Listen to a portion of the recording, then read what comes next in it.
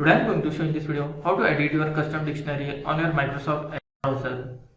So before going to start the video, if you are not subscribed my channel, please subscribe. So let's start the video. Guys, if you want to edit your custom dictionary on your Edge browser, then I will show you a simple method to do this. First of all, you just need to open your Microsoft Edge browser. In top right side corner you will see three dots. You just need to click on this, then click on settings. In left side you will find languages.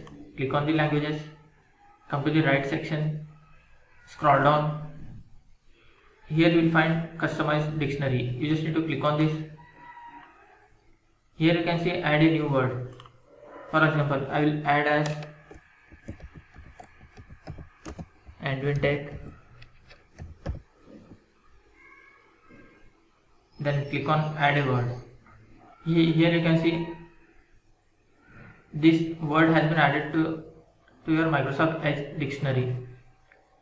Suppose if you want to remove this word from your custom dictionary, just click on this cross mark and this word has been deleted from your customized dictionary. That's it guys. So in this way you can edit your custom dictionary in your Microsoft Edge browser. Thanks for watching. Hope if you like this video, please like, share and don't forget to subscribe.